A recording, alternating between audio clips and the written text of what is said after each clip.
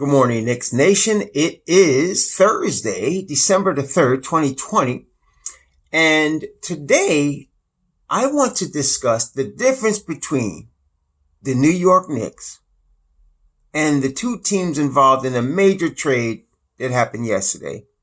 Houston Rockets, Washington Wizards. I hope you're all healthy today. I hope your family's healthy. I hope that you are getting all your needs met in this coronavirus environment in which we live, in this recession in which we are. So, just to go over, I made a mistake earlier this week. I thought training camp actually started Tuesday. Well, unofficially, training camp did start Tuesday, but they weren't doing team workouts on Tuesday. Matter of fact, I'm looking at the news now. This is fan-sided. Not that you can trust any of this, all these things, but this one seems legit in this particular article. And this article says, coronavirus testing began Saturday. That's last Saturday in New York. Players will be required to receive 3 negative tests before participating in team activities. Okay. Once cleared from testing, teams are allowed to conduct informal workouts with up to 4 players and 4 coach staff members at a time. This begins December 1st. That's what we had last Tuesday. And of course, we already know it was Media Day. So for the NBA teams, Media Day goes from the 1st to the 5th. Unless, and then it says, for teams who had their players tested beginning on Saturday, which I think the Knicks did, they will be able to hold their first group practice on Friday. That's tomorrow. Otherwise, they have to wait until December 6th, which is Sunday. So I think the Knicks begin their first group practices actually Saturday the 5th. Okay. So they're doing individual and up to 4 guys at a time practice now. And then they go for team practice probably either tomorrow or Saturday.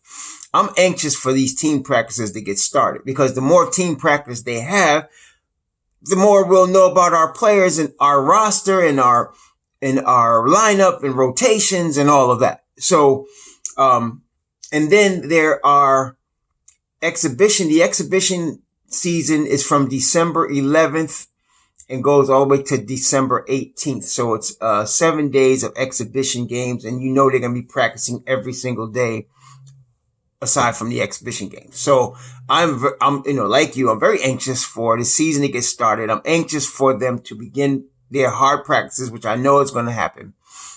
We've been getting the Media Day, which is okay. To me, the most important person that they interview was Tom Thibodeau. Interviewing the players is okay. I know Austin Rivers said some interesting things yesterday, but okay, let's see what happens when we get let's see what happens when we get into the nitty gritty of this camp. Okay. All that other stuff doesn't mean anything to me. I want to see what happens on the court when they get to this camp. So, that being said, yesterday there was a major trade where the Houston Rockets and the Wizards exchanged John Wall and Russell Westbrook. So Westbrook is going to the Wizards. Wall is going to the Rockets. And I've seen on both in social media, Knicks fans lamenting this trade as if we were supposed to be involved with it. That is stupid. Let me tell you why. First of all, I kind of understand I totally understand the Knicks fan frustration. Like I said, I've been a Knicks fan since after their first championship in 1969-70. I've been a Knicks fan a long time, been through a lot, with our Knicks, right? Some of y'all just started in the 90s. Okay. And some of y'all are not even, some of you millennials are like from the 2000s. So y'all don't even know what's going on yet. You think you do. And so people are tripping because they didn't get involved with this trade and they're tired of the futility, blah, blah, blah. Number one, if you are a Knicks fan, what you need to understand, first of all, if you have any experience as a Knicks fan, listen to us old heads in this regard. Do not listen to the media. Okay? Do not listen to the media with regard to the Knicks. That will save you a lot of problems. Observe the Knicks for yourself as a fan of basketball. Okay? And again, we're looking at templates. What I mean, we're looking at examples of how we can build a long-term winner. We're not looking for a quick fix, a quick high off a pipe. We're looking for a sustainable winner. Now, you millennials should understand that term because that's a modern term. Sustainability, right? Something that can last for a long time. For 20 years, we've been doing quick fixes, trades, especially trying to build up our team from trades and using the large amounts of money that come out of New York and from the ownership and from the team value of into the billions of dollars, using that to try to create a winner. But if you're looking at sustainability, you don't do it that way. So let's take the Rockets. The Rockets have been trying to buy their way to a championship ever since they traded Akeem Olajuwon. Akeem Olajuwon was somebody they actually drafted and developed, and he became one of the 50 all-time greatest players. They built around him, and they won 2 championships, including one against our Knicks. Since then, they've been trying to buy a championship. They brought in Jeff Van Gundy. They actually drafted Yao Ming and tried to build around him. They traded for Tracy McGrady. They got Steve Francis. They've been trying to buy it a long time, and it hasn't worked. The Washington Wizards last won a championship in 1978. I remember. That was like my second favorite team because they had Elvin Hayes, Bobby Dandridge. I like those guys. Larry Wright, Wes Unseld. I loved that team. And they went to the finals, lost to Seattle one year and won another year. Okay. Last time they won a championship. Now they have been trying to develop, but it just hasn't worked out for them.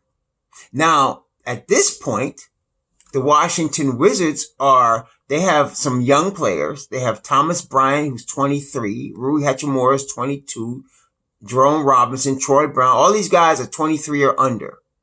And then they have Bradley Beal, who's a certified superstar. They just signed Davis Bertans to a huge contract. They signed Davis Bertans to a mega deal, right? Davis Bertans is going to get how much? Some of y'all who are looking for this guy, Yoli Childs, Yoli, he's on Washington, so some of y'all might want to know that he didn't get drafted, but he's an unsigned free agent. Apparently, they got him on a minimum salary deal. Undrafted free agent. Anyway, they got Davis Bertans signed, for 14, 15, 16. They signed this guy for like $75 million. And he only started 4 games last year. And then they got Bradley Beal, and they got him for, like $100 million over the next 3 years. And then they just got Russell Westbrook, who's got a bum right knee. Let me tell you something. Okay, the Boston Celtics, for example, they signed Kemba Walker to 4 years, $140 million about a year ago. His knee is already hurt. They don't know when he's going to come back. They're estimating January. Okay, but the thing about Boston is they got Jason Tatum, they got Brown.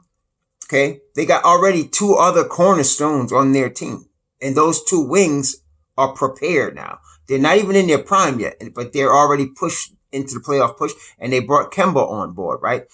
So that's different than us. We don't have Jason Tatum yet. We don't have Jaylen Brown yet. We don't have Bradley Beal, who's a superstar that we drafted. They drafted Bradley Beal, the Washington Wizards. And they drafted John Wall. Okay? Didn't work out with John Wall, so they signed him to a mega contract and then traded him for another guy on a mega contract, which is the only thing they were going to do. They've been shopping these 2 guys for a minute, as you know. Makes sense that they trade for each other. But both John Wall and Russell Westbrook are 1 injury away from getting paid $100-something million for sitting on the bench, and John Wall's been doing that anyway. We don't want that. We don't want that. We don't want nothing to do with that. That's not us, Knicks Nation. Our situation is we got a bunch of young kids, right? We got a bunch of young kids. RJ Barrett, Frank Ntilikina, Dennis Smith Jr., Kevin Knox, Iggy Brazdegas. Let me not forget him again. Iggy Brazdegas, Mitchell Robinson. We got a bunch of young kids. Then we just added Obi and Emmanuel quickly. So we just starting now.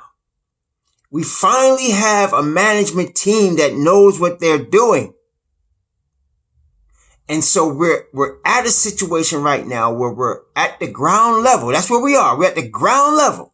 We're starting our business from the ground level. And we're using a template, a Boston, a San Antonio, a Miami.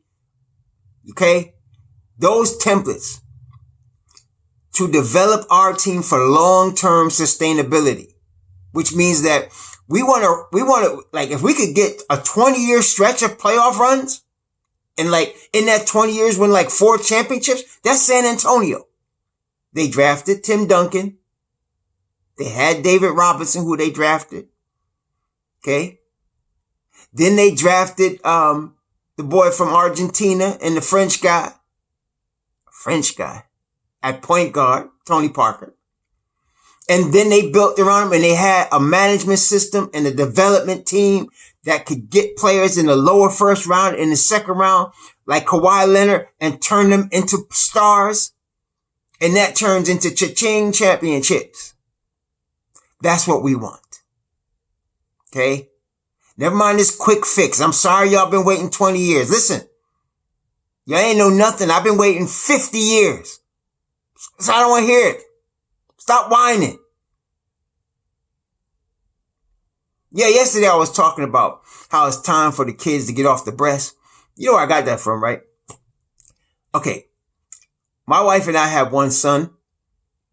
We had one son. We still have him, but now we have others. And she had complications. So we thought, we were under the impression that she would not be able to have any more children. And I was okay with that. Okay. She wasn't really, but I was. But then when my son, my oldest boy, was 11, all of a sudden, we got 3 others in the next 4 or 5 years. We got 3 in 4 years. All of a sudden I had 3 cum snatchers, right? And my wife we believe in breastfeeding our children. So she breastfeed. Well, I wasn't doing it, but she was breastfeeding. And 2 of the 3 crumb snatchers that came later were exactly 1 year and 1 week apart. So she would have them on both breasts, right? Then she weaned the older one off because that third one was coming. And she got tired of the double breast action. So she decided, to wean the second one off. And that was a problem because she was giving them formula and giving them food, baby food. And the youngest one now was on the breast. And that second one would see the youngest one on breast, and she say, "Best, mommy, best." And she be grabbing her mother's chest because she wanted to hear, "Best, mommy." And my wife would push her away. "No, you done with the breast. You're going to eat your food." "No, mommy, breast, best." Well, that's what happens now with the young Knicks players. Now, the only one that should be on the breast right now is Quickly.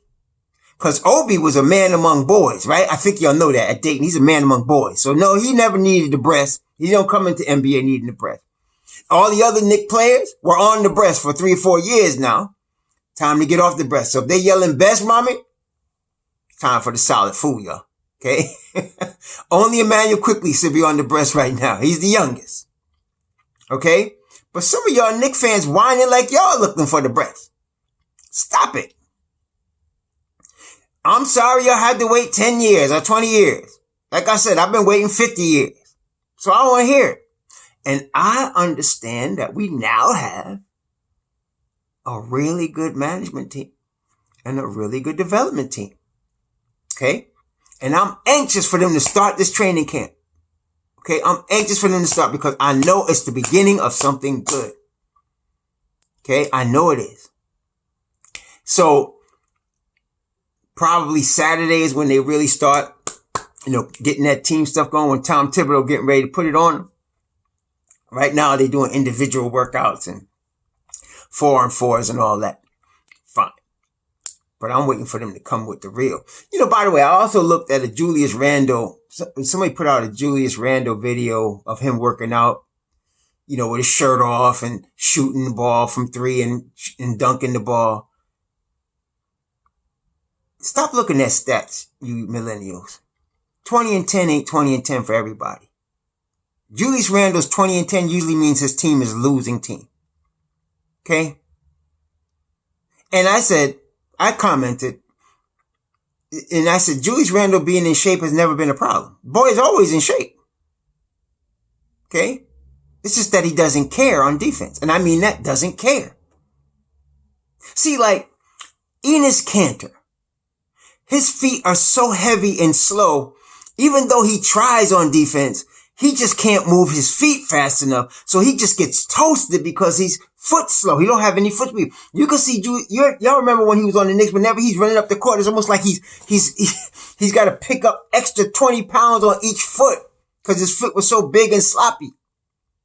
That's a guy that just didn't have the athletic ability to be good on defense. That's Enes Kanter. And we know he was a horse on the offensive boards, because that's where his strength was. But defensively, he's a train wreck because he just doesn't have the ability. That's not Julius Randle. Julius Randle light on his feet. You can see him make moves and all that, and that stupid spin move. He got the ability to play good defense if he wants to. But during his whole life, he's never had to, and he doesn't care to. Which is why I give the edge to Obi Toppin in terms of starting at the 4. Okay? Listen, like I said, Tom Thibodeau mentioned Obi. He mentioned Nerlens Noel. He briefly talked about Mitchell Robinson, but it wasn't that great. And then he mentioned RJ. And I'm telling you, the reason he talks about these 3 guys, see, Thibodeau, what you need to understand about our coach, I'm really hyped. I haven't been this hyped about a coach since we got Pat Riley, actually. I was excited when they hired Lenny Wilkins, but I didn't know that Isaiah was going to be such a train wreck in the front office. I really didn't expect that. And I didn't know Larry Brown was going to lose his mind all of a sudden, all the basketball knowledge, and just act like he's senile or something when he took over the Knicks. But I expected more of Lenny Wilkins, and I was disappointed. But I was very excited when we got Pat Riley. I'm sure if y'all remember when y'all was, right? So, but this time I'm excited again. This we got a good one. And the thing about him, about Thibodeau, is what excites him is when he sees a player put it all on the floor to get the best out of himself. That he loves talent like everybody. You got to win in the NBA with talent. And despite what some of y'all say, the Knicks got talent. But anyway, he likes players that work hard. And so for him to be mentioning these guys, they are working their tail off. And Obi, we already know the story about how he caused that boy at Dayton that was on the team when Obi was redshirting the transfer, because Obi worked him into the ground so hard. The boy said, I'm not going to hang out with these guys, and he transferred. Because Obi is extremely hard working. And I'm not just talking about putting your shirt off and dunking. He does that. But I'm talking about working on his craft as a basketball player. Defensively would be that situation. And apparently he caught Thibodeau's attention already. And we know RJ means business, right? Showed us that last year. Regardless of what everybody felt about, the boy came in ready to play last year. And with the worst spacing in the NBA, he did what he had to do. Okay? It ain't gonna be like that this year. So I'm already excited about RJ and Obi because they are working very hard already. Oh, but let me give y'all one thing. Just throw a little cold water on this situation. The likelihood is at least one player, aside from the guys that get cut, somebody's gonna get hurt.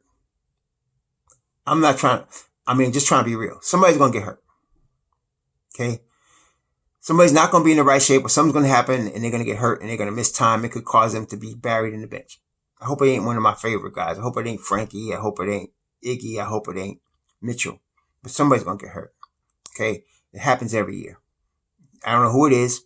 Again, we're in a situation where only the strong survive.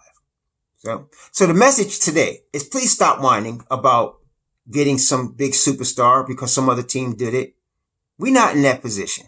We not the Washington Bullets, Washington Wizards. We don't have Bradley Beal, who we drafted and is a superstar now. We don't have James Harden. James Harden been on the Rockets for a minute now. Okay. It ain't like he just got there. Okay. We don't have those guys. We didn't draft them. We don't develop. But we're trying to start from the ground floor so we can develop a sustainable winner. A sustainable winner that's going to be a winner for 5-10 years. That's what we're trying to do. And that's what I'm seeing right now. So we're not going to rock that boat by bringing in a 32-year-old with $132 million on his contract and a bad right knee that's had 4 or 5 surgeries on it. No. Or a guy that's been hurt all his career coming into the league, just come off an Achilles injury and is 30 years old. No. We're trying to build a sustained winner. We're starting with these young kids. We got the seeds in the ground and little sprouts are coming up. They're not grown plants yet, but they coming up and they're getting ready to bear fruit in a year or so. And that's where we're starting. That's where we're starting right now. Okay. And then we got more draft picks. We're in a very good position. We got more draft picks in 2021. And 2021 looks like a 2003 or 2004 style draft with the talent that's coming out. Okay. Somebody's talking about this guy, Jalen Green.